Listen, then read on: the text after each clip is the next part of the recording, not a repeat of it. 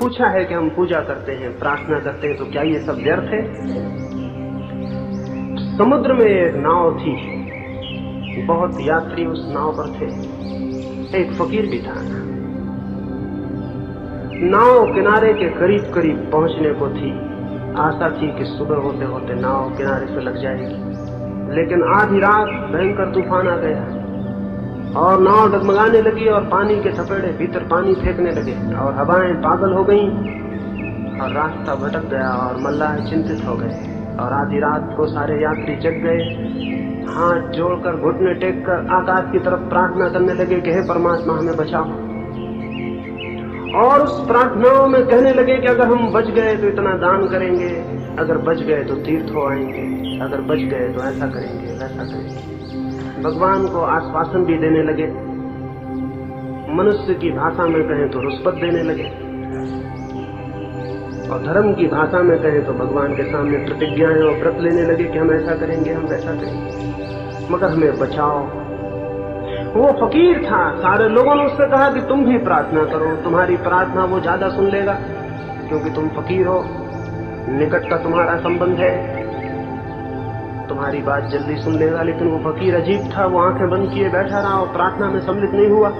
तो वो सब बहुत नाराज हो गए और उसने कहा कि तुम कैसे दुष्ट आदमी हो, तुम भगवान के निकट रिश्तेदार मालूम होते हो, जीवन भर के फकीर हो, तुम कहोगे तो जल्दी मान लेगा, मिनिस्टर भी उसका कोई रिश्तेदार कहता है तो जल्दी मान लेता है, भगवान भी तुम्हारी जल्दी मान लेगा, लेकिन तुम हो कि तुम चुप बैठे हो। वो फकीर लेकिन चुप बैठा रहा। सुबह होने के करीब थी, बजरा डमाडोल हो रहा था, डूबने के करीब था, वो सारे लोग आंसू बहा रहे हैं, प्रार्थना कर रहे हैं। और तभी वो फकीर चिल्लाया कि ठहर जाओ, देखो वायदा मत कर देना, वचन मत दे देना, प्रॉमिस मत कर देना भगवान से, किनारा करीब आ गया। वो तो सब बेचारे प्रार्थना में थे, आंख उठा के देखा किनारा करीब था, प्रार्थना वहीं भूल गए, अपना सामान बांधने लगे। उस फकीर ने कहा कि देखी तुम्हारी प्रार्थना, किनारा करीब आ गया तो एक भी घुटना टेके ना रहा, एक भी हाथ जोड़े ना रहा, सब उठाए अपना सामान बांधने लगे और भूल गए प्रार्थना और भगवान दोनों। हमारी सब प्रार्थनाएं भय से पैदा होती हैं या प्रलोभन से पैदा होती हैं, और भय और प्रलोभन जहां है वहां प्रार्थना असंभव है, क्योंकि जो प्रार्थना भय से पैदा होती है वो भय के हट जाने पर समाप्त हो जाएगी, और जो प्रार्थना किसी चीज को पाने के लिए है वो प्रार्थना ही नहीं है। कभी ऐसी कोई प्रार्थना की है जिसमें भय और प्रलोभन न हो? आप कहेंगे फिर हम करेंगे ही क्यों? जब कोई भय ही ना हो, कोई प्रलोभन ही ना, तो हम प्रार्थना क्यों करेंगे? तो फिर मैं आपसे कहूंगा आप प्रार्थना को अभी जानते भी नहीं हैं। ये जितनी हमारी प्रार्थनाएं हो रही हैं सब भय और प्रलोभन पर खड़ी हैं। या तो किसी भय से छुटकारा चाहिए, या कोई प्रलोभन है, कोई नौकरी चाहिए, किसी को स्वास्थ्य चाहिए, किसी को मुकदमा, और अगर स्वास्थ्य और मुकदमे से मन उब गया है तो स्वर्ग चाहिए, मोक्ष चाहिए, भगवान के दर्शन चाहिए, भगवान के चरणों में निवास चाहिए, इस तरह की 25 बातें, लेकिन चाहिए। क्या आपको पता है जो प्रेम कुछ मांगता है वो प्रेम झूठा है? लेकिन हमारी सब प्रार्थनाएं कुछ मांगती, कोई प्रार्थना जो मांगती है सच्ची नहीं हो सकती। फिर कौन सी प्रार्थना सच्ची होगी? क्या आपको पता है जो प्रेम मांगता है वो झूठा होता है? फिर कौन सा प्रेम सच्चा है? जो प्रेम देता है वो सच्चा होता है, जो प्रार्थना देती है वह भी सच्ची होती है। लेकिन हम तो देने को जानते नहीं, हम तो मंदिर में मांगने जाते, हम देने को जाते नहीं। धर्म का संबंध मांगने से नहीं है, धर्म का संबंध देने से है।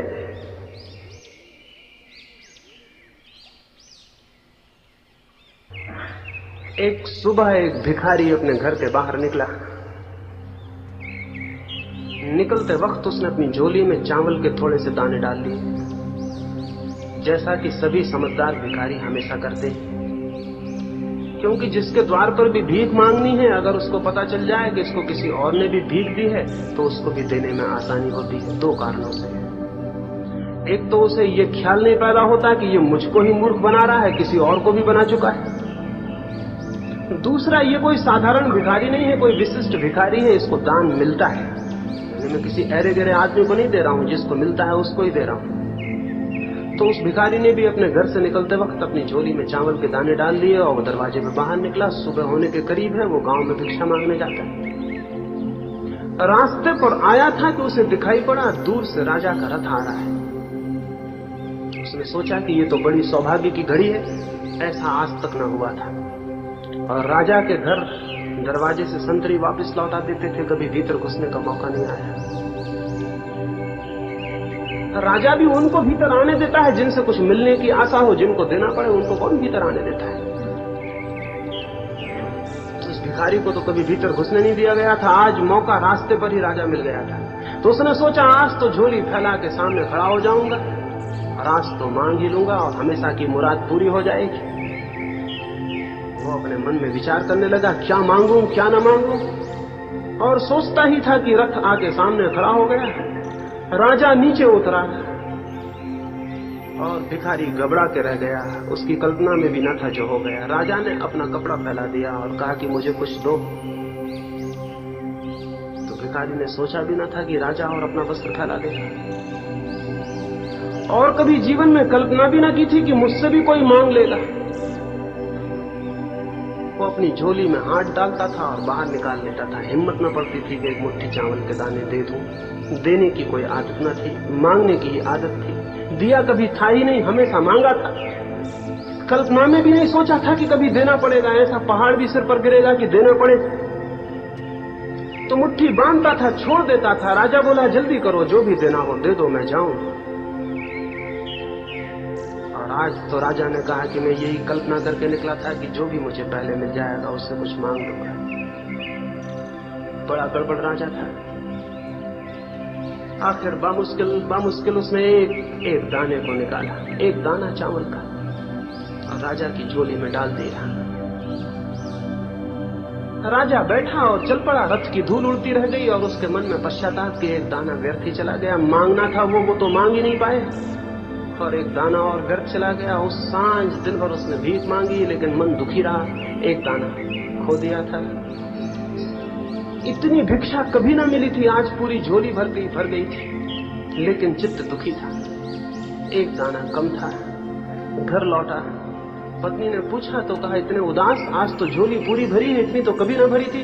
उसने कहा झोली पूरी भरी दिखती है, थोड़ी खाली है, एक दाना कम। एक दाना आज देना पड़ा है, और तू कल्पना भी नहीं कर सकती कि देना कितना कष्टप्रद हुआ होगा उसके लिए जो हमेशा मांगता रहा और पाता रहा।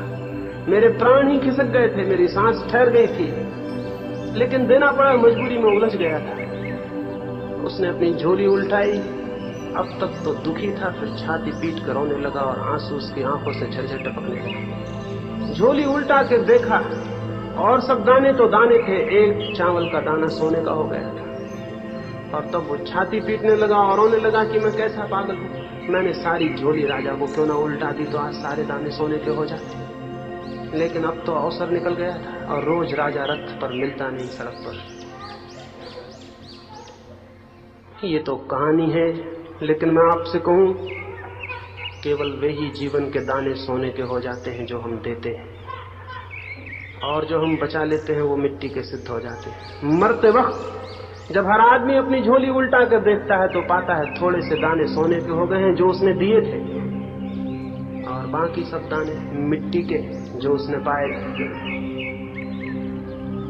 प्रार्थना का अर्थ है ऐसा जीवन जो देने का जीवन है, मांगने का जीवन नहीं। प्रार्थना का अर्थ किसी मंदिर में बैठ के हाथ जोड़ के कुछ बातें करना नहीं है। प्रार्थना का अर्थ है समग्र जीवन ऐसा हो जो देने का जीवन है, पाने का जीवन नहीं। जिसके जीवन में जितना दान है, समग्र भूत अपने प्राणों का, अपनी शक्तियों का, अपनी ऊर्जाओं का, अपने प्रेम का, अपनी दया का, उसका जीवन उतना ही प्रार्थनापूर्ण है। प्रार्थना कोई प्रेयर नहीं है कि बैठ के हमने